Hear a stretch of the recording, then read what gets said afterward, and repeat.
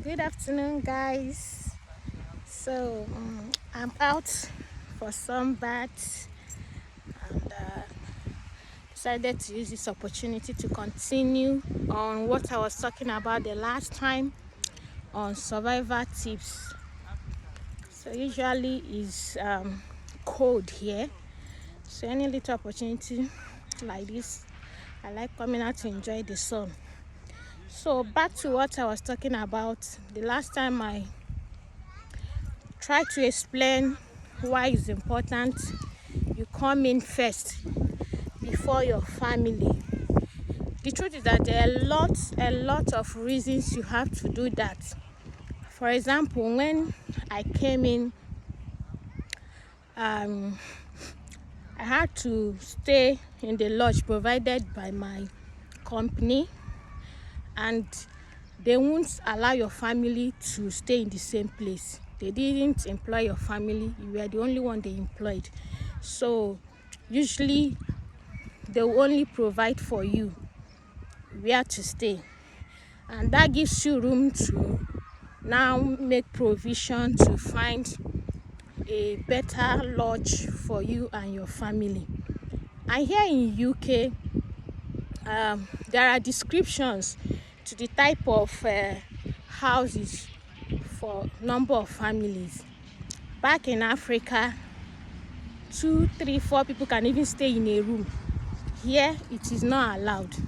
So you are expected to have a room for you and your husband or your wife, another room for a male child, and another room for a female child.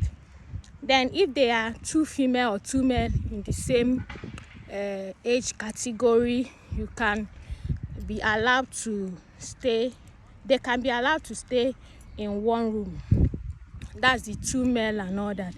So you discover that it's usually difficult, and the cost of living is high. So paying for a house rent is usually too much for someone who is just coming in for the first month. Even if you come in here with 10 million for the first month, you discover that by the time you pay house rent, pay the deposit, because when you get a house, you have to pay a deposit depending on where you got the house and the number of flats. For example, where we stay, the deposit is 1,002 for 3-bedroom flats, and 2-bedroom flat is 1,000. A bedroom flat is about £900. So that's just a deposit. You now pay for the house rent for the month, about £800, 1,001, 1,006 for 3 flats. That's for the county we are staying. There are cheaper places, and there are also even more expensive areas here. So this is the reason why I advise that the person that got a job should come in first. Now, if you got an admission into masters, you will get a visa that will allow you to bring your dependent, which is your partner and your children.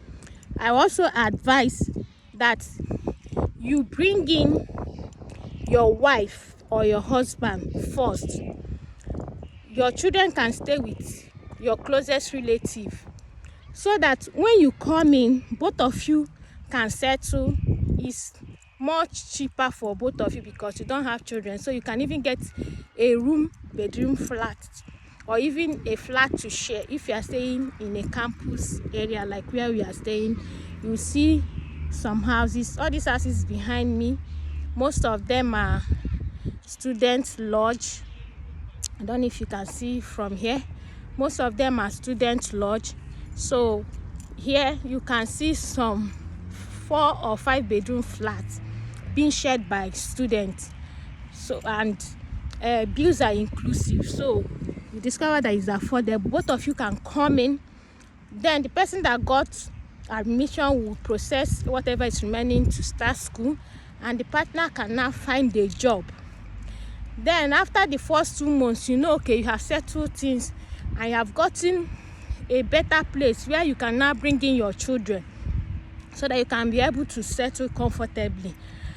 And at least your partner have gotten a job that will give you support, because even as a student, you have limited hours that you can work outside your school curriculum time. They are strict about it, because if you don't adhere to it, they may not hold you until you graduate and you want to extend your visa. They will remind you how you were not diligent in following with the criteria about your school and extra working time.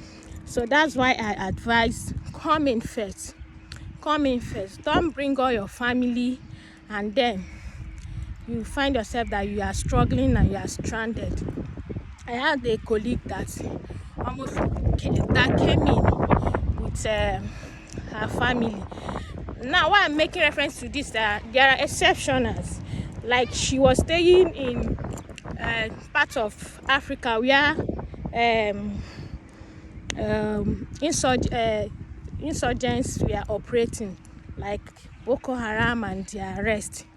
So she had to bring in her family together because it was an opportunity they couldn't miss. Within that 2 weeks, they came in. Fulani herdsmen attacked their village and killed a lot of people. So you understand that, yes, in such conditions, I won't tell you not to come in with your family. Just know that it won't be easy. But of course, it's obtainable, and with time, you'll be able to settle. But if you have a better place for your family back home, just come in first and then prepare for them to follow. Then for individuals, remember I'm talking of surviving tips. When you come in here initially, I know some people don't like sharing, but if you can get a flat, you can share with other singles too, to share your bills for the first few months so that you'll be able to relax, save a little, and then find a bigger place to stay where you can have all the things you think you need. And then if you are ready to marry thereafter, you can bring in your partner and all the rest. So don't just come in and go and look for a flat where you'll be paying all the bills alone when it's just you. Try to find a flat share. It's cheaper. Some flat share comes in with bills inclusive. That's council tax, electricity bill, and all the rest. So you discover you'll be able to save a lot. Okay, so another thing I also want to advise people. This place is a lonely place. So try to associate with people. Here, everybody's on their own. No, there's nothing like neighbor. When I gave birth, none of my neighbors came in to say hi or hello for where. Even my landlord that knew for where. So what I'm trying to say is, you can find association within the body of Christ. If you're a Christian, if you're a Muslim, don't engrave yourself so much in just work. It's even when you relate with people in the same faith. Create time to go to church. When you relate with people in the same faith and people that have lived before you came in, you discover that you will gain tips to survive. Some of them will create opportunities for you.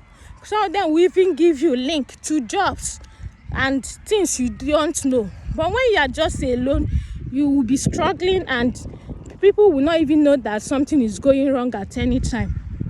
If there are issues with council and all the rest, they will advise you the right thing to do. So that's another. Try to associate.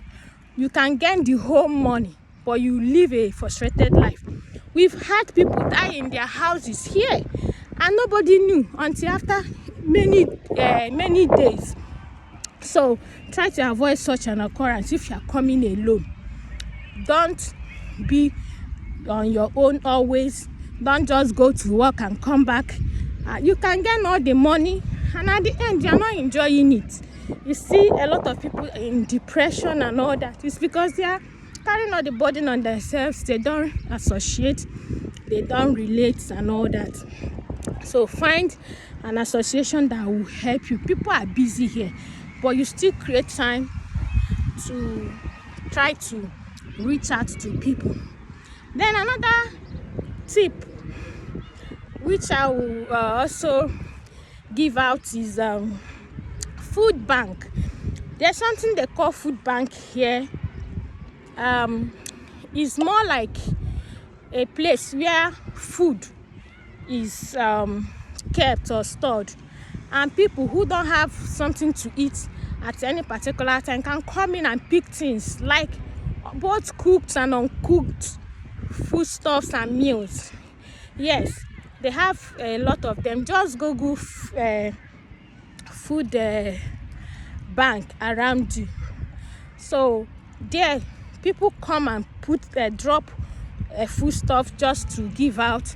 All these food shops or supermarket like Tesco, Aldi and the rest, when they have food that is about to expire, I didn't say expired food, I said that is about to expire, and here you know that almost all their food stuffs has expiry date.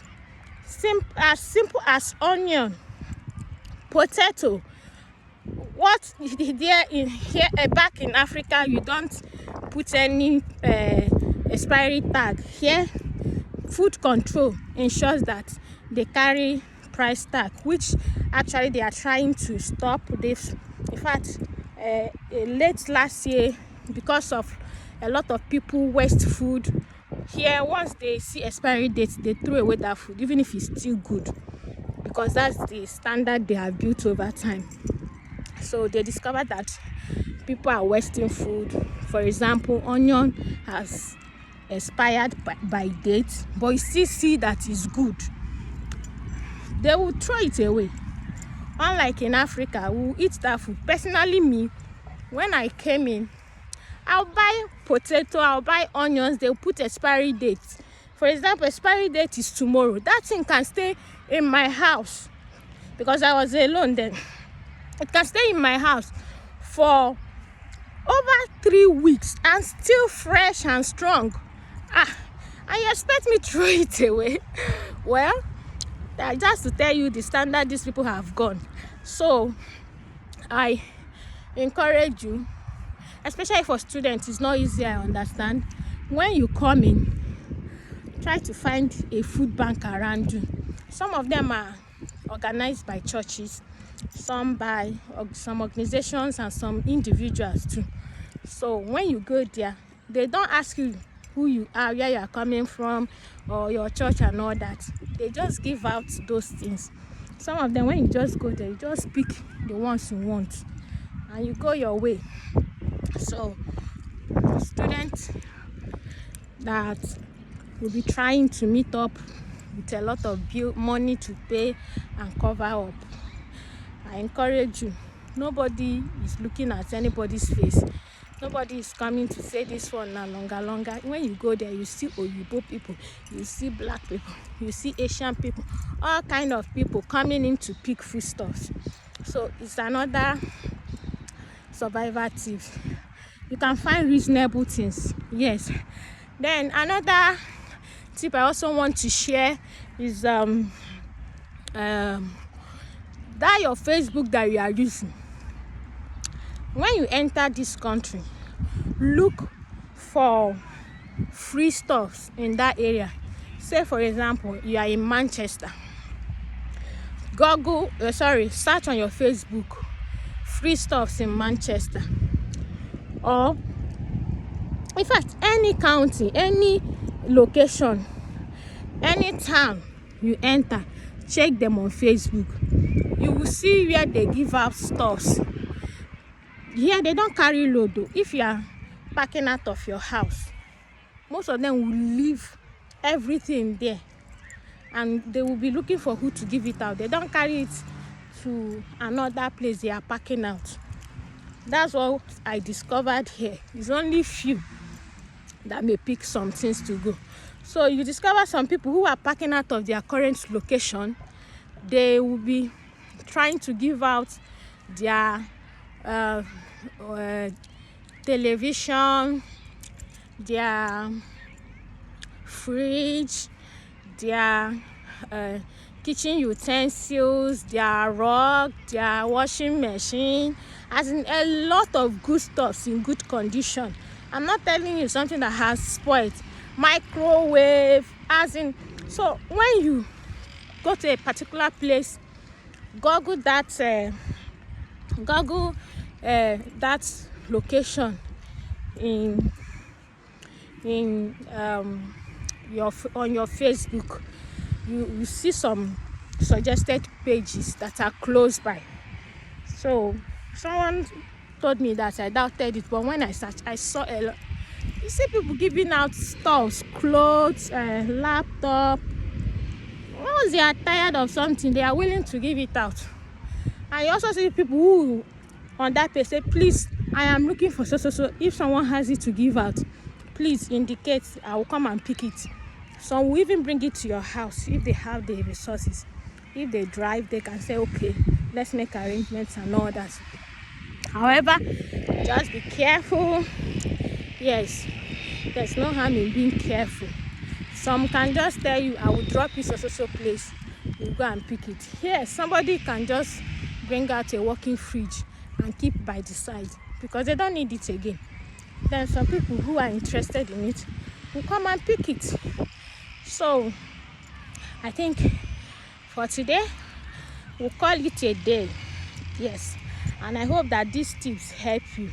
The truth is that your initial time into a foreign land is not easy, but is worth taking for, is what the advancement, is what the risk. It's better than staying back, because even back there, whenever you change your location from one state to the other, it's still not easy. But when we weigh the advantages, we make the move.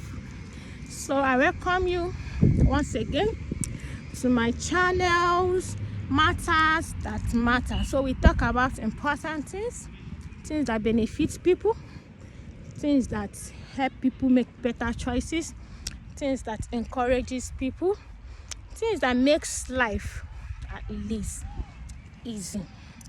Yes, and share to also help others, and like to encourage me.